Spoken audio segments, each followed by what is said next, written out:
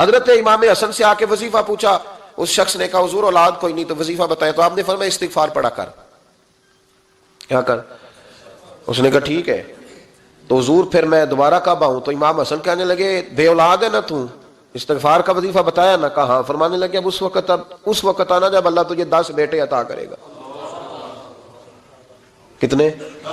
2 4 نہیں، 10 ہی کہہ دیے۔ تو حضرت امیر معاویہ رضی اللہ تعالیٰ دیکھا، کہنے لگے حسن اتنا بڑا دعویٰ؟ آپ فرمانے لگے میں نے کہہ دیا ہے نا تو اللہ فضل کرے گا، ہاں ہاں اللہ خیر کرے گا، خیر ہو جائے گی۔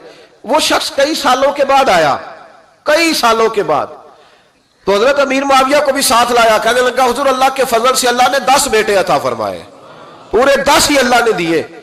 تو حضرت امیر معاویہ کہنے لگے جناب بات تو آپ کی سچی ہو گئی، پر مجھے بھی بتائیے وظیفہ کہاں سے لیا؟ فرمانے لگے قرآن پاک سے، سورہ نوح کی 10 11 12 آیت پڑھو۔ اللہ فرماتے ہیں تم استغفار پڑھو، میں تمہاری بیٹوں سے بھی مدد کروں گا، مالوں سے بھی مدد کروں گا۔ تو میں نے استغفار بتائی تھی اور قرآن میرے اللہ کا ہے، رب کا وعدہ جھوٹا ہو سکتا؟ فرمایا 10 بیٹے ملنے تھے، میں نے کہہ جو دیا تھا۔ وہ میرے بھائیوں یاد رکھیں، استغفار اللہ کی رحمت نازل کرتا ہے۔ ایک ہوتا ہے خوف، ایک ہوتی ہے خشیت۔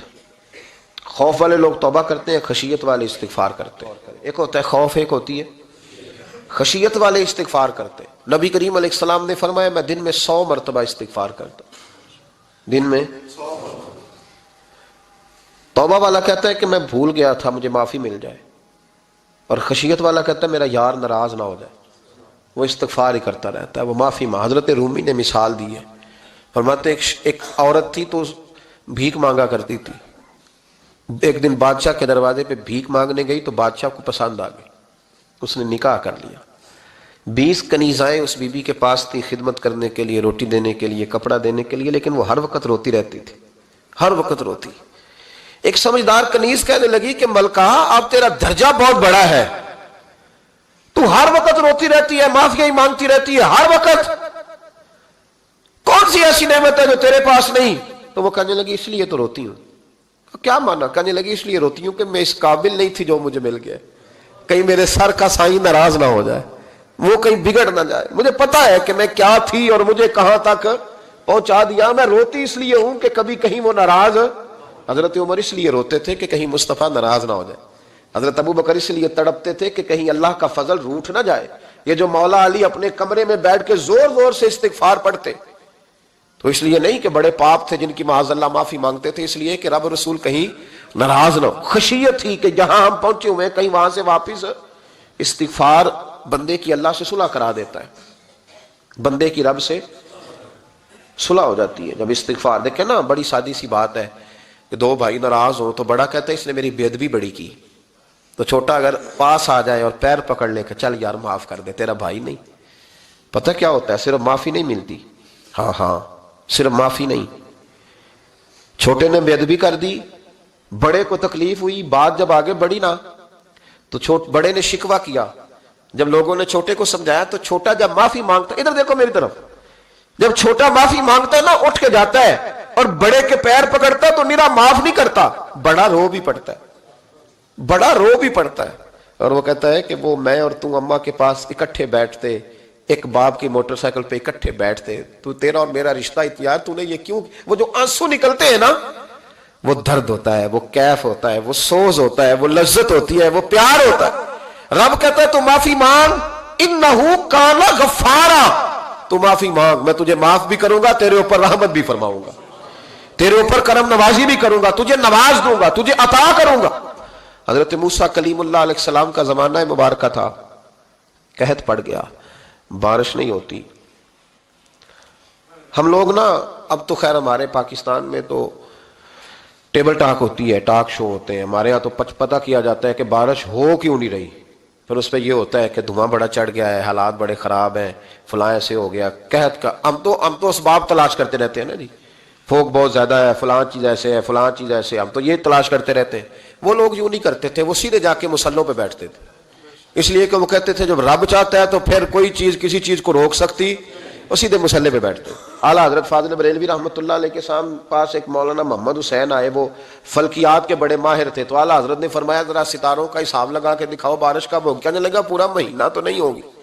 تو اعلیٰ حضرت رحمۃ اللہ علیہ فرمانے لگے کہو کہ میرا علم کہتا ہے مہینہ نہیں ہوگی، اللہ چاہے تو ابھی ہو سکتی ہے۔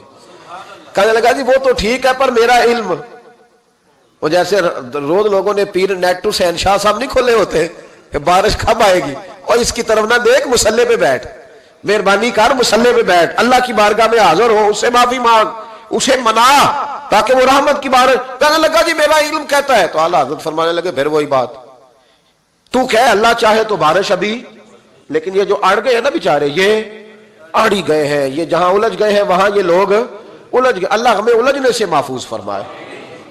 تو اعلیٰ حضرت اٹھے تو فرمایا ٹائم کیا ہوا ہے گھڑی پہ؟ کہنے لگا جی 12۔ تو اعلیٰ حضرت نے گھڑی گھمائی، اب کیا بج گیا؟ کہنے لگا 4 بج گئے۔ فرمانے لگے بج گئے نا 4؟ کہنے لگا جی آپ نے گھڑی گھما جو دی ہے۔ فرمانے لگے اللہ بھی جب چاہے تو ستارے گھما دیتا ہے، اللہ بھی ستارے گھما دیتا ہے بارش۔ کہنے لگا جی وہ تو ٹھیک ہے پر مہینہ نہیں ہو سکتی، اڑا ہوا بندہ اس کا کوئی علاج ہے جو اڑ جو جائے، اس کے لیے قرآن کہتا ہے وَإِذَا خَاطَبَهُمُ الْجَاهِلُونَ قَالُوا سَلَامًا، اسے سلوٹ کرو دور سے، اسے کہو تو جان اور تیرا۔ کہنے لگا جی ہو نہیں سکتی پورا مہینہ۔ فرمانے لگے یار تو جا اپنا کام کر۔ وہ شخص کہتا ہے میں نے دروازہ کھولا اعلیٰ حضرت کا، کمرے سے باہر نکلا تو تیز بارش ہو رہی، واپس آیا تو میں نے کہا احمد رضا یہ عقیدہ کہاں سے لیا ہے؟ فرمایا دروازہ مصطفیٰ سے لیا ہے صلی اللہ علیہ وسلم۔ تو یاد رکھیں کہ اللہ کو منانا چاہیے، استغفار کرنا چاہیے، اس کی برکات۔ حضرت موسیٰ ساری قوم کو لے کے نکل گئے۔ آؤ بھائی میدان میں اللہ کی بارگاہ میں استغفار کریں اور بارش کا سوال کریں، بارش مانگے۔ جب باہر نکلے دیر تک دعائیں ہوتی رہیں تو حضرت موسیٰ علیہ السلام کو رب کریم نے وحی فرمائی کہ موسیٰ آپ کی قوم میں نے ایک شخص ہے جس کو 40 سال ہو گئے نافرمانی کرتے، اس نے رب سے صلح نہیں کی۔ کتنے لوگ ہیں؟ ایک، اور 40 سال سے وہ نافرمان ہے، اس کو مجمع سے نکال دو بارش ہو جائے گی۔ اگر ایک گناہگار کی وجہ سے بارش رک جاتی ہے، اور جہاں دروازے کھلے ہوئے ہوں، جہاں تنہائیاں خوفناک ہوں، اور جہاں تباہی اتری ہوئی ہو، اور جہاں لوگ کروڑوں روپیہ مال ہڑپ کر گئے ہوں، اور جہاں علماء کو ہتھ کڑیاں لگا کے ٹھنڈی زمینوں پہ لٹا دیا جائے اور قوم کہہ رہی ہو اچھا ہوا اچھا ہوا، اور لوگ پھبتیاں اڑا رہے ہوں، مذاق کر رہے ہوں، تو پھر اس قوم پہ کس طرح کر کے فضل الہی۔ اور یہ مولوی کا معاملہ نہیں، یہ تو ممبر رسول کا معاملہ ہے۔ میرے مصطفیٰ نے یہ نہیں کہا پیر میرا وارث ہے، حضور نے فرمایا عالم میرے دین کے وارث ہے۔ ہاں حضور نے فرمایا جس نے عالم کے چہرے کا دیدار کیا سمجھے میں نے اپنے نبی کی زیارت کی ہے۔ لیکن یہاں تو خیر یہ عنوان نہیں، ورنہ میں اس پر جاتا ہے۔ تو کہا ایک بندہ ہے 40 سال سے اللہ کی نافرمانی کر رہا ہے، وہ اگر نکل جائے تو بارش ہو جائے گی۔ حضرت موسیٰ نے اعلان کر دیا بھی ایک شخص ہے، وہ اگر نکل جائے تو بارش ہو جائے گی۔ پتہ تو ہوتا ہے نا سب کو، مجھے بھی پتہ ہے کہ میں اندر سے کیسا ہوں، اور آپ کو بھی خبر تو ہوتی ہے نا جی۔ جب بات ہو رہی ہوتی ہے تو پھر پتہ تو چلتا ہے نا کہ بات کہاں جا کے سیٹ ہو رہی ہے، پتہ چلتا ہے نا۔ اسے بھی چل گیا پتہ، اب اندر ہی اندر رونے لگا۔ اور دیکھو امام رازی اور امام غزالی دونوں نے لکھا ہے کہ اس درد سے رویا، اس درد سے کہ ادھر والے کو بھی پتہ نہ چل جائے، مجمع کے اندر کھڑا ہے اور ادھر والے کو بھی استغفار، دیکھو ادھر والے کو بھی پتہ نہ چل جائے اور ادھر والے کو بھی کہیں ہجوم میں غم میں بھی توہین ضبط غم نہ ہوئی۔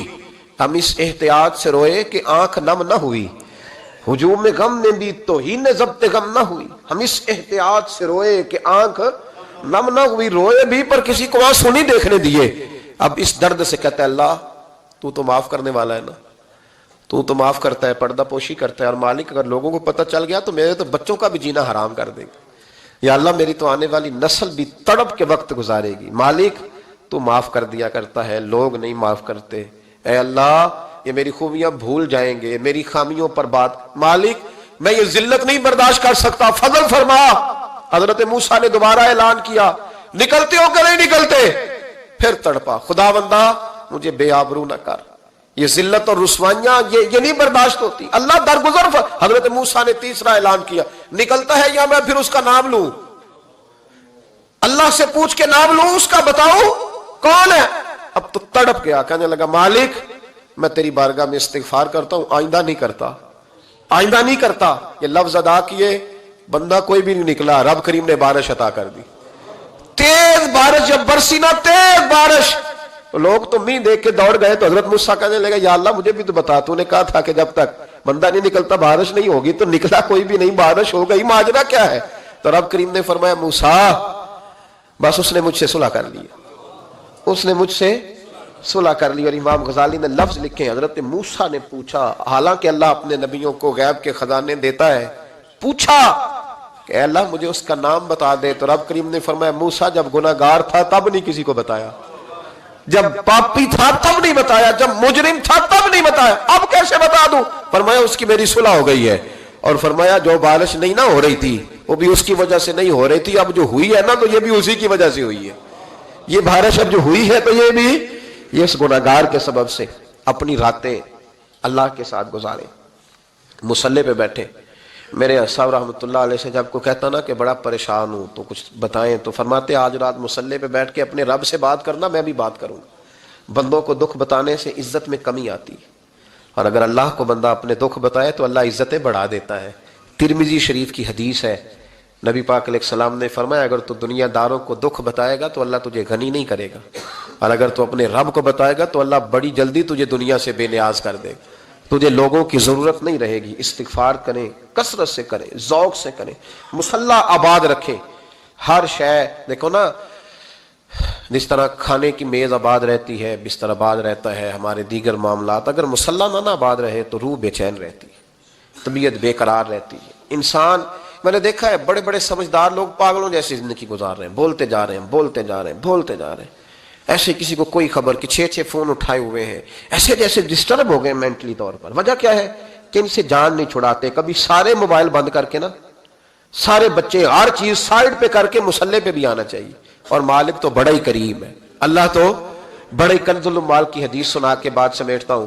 نبی پاک صلی اللہ تعالی وسلم فرماتے ایک شخص تھا بنی اسرائیل میں, بڑا مالدار تھا, تو پھر اس پہ غربت آ گئی. جب غربت آئی تو رو پڑا, کہنے لگا اے اللہ میں غریب ہو گیا ہوں, میری مدد فرما, میں نے بڑی نافرمانی کی ہے تیری. مالدار جب تھا تو بڑی موج یا اللہ میں نے بڑی اب نہیں کروں گا, مجھے اس غربت سے نکال. تو اللہ نے فرشتوں سے کہا کہ دے دو جو مانگتا ہے. تو فرشتے کہنے لگے یا اللہ یہ توبہ کر کے نہیں آیا, ڈر کے نہیں آیا, یہ تو الجھ گیا تب آیا ہے.